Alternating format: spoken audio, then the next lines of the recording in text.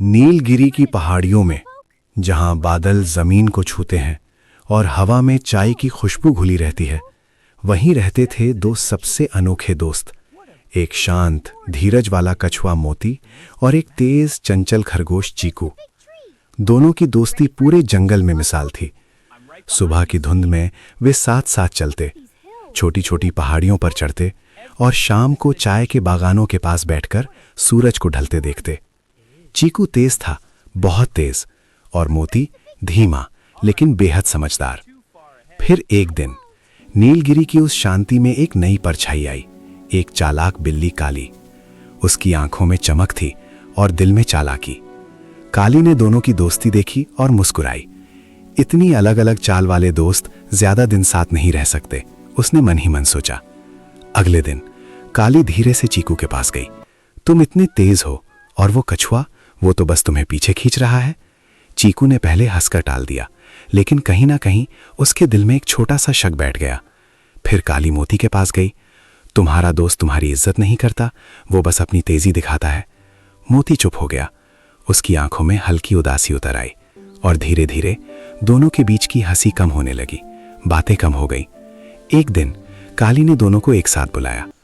क्यों ना तुम दोनों एक दौड़ लगाओ, पता चल जाएगा कौन बेहतर है। चीकू का अहंकार जाग उठा। हाँ, मैं तैयार हूं। मोती ने धीरे से सिर झुकाया। अगर यही साबित करना है तो मैं भी तैयार हूं। दौड़ का दिन आ गया। नीलगिरी की पहाड़ियां, हवा में तनाव और आसमान भी जैसे ठहर गया था। तैयार, शुरू। चीकू बिजली की तरह दौड़ा और कुछ ही सेकंड में मोती से बहुत आगे निकल गया, लेकिन इस बार उसने पीछे मुड़कर नहीं देखा। मोती धीरे धीरे चल रहा था, लेकिन उसकी आंखों में आंसू थे। उसे दौड़ जीतनी नहीं थी, उसे अपना दोस्त खोने का डर था। आधे रास्ते पर चीकू एक चट्टान के पास रुका। उसने पीछे देखा। मोती बहुत दूर था, अकेला, धीमा, और तभी उसे वो सारे पल याद आए। साथ बिताए हंसी के लम्हे, वो शामें, वो बातें।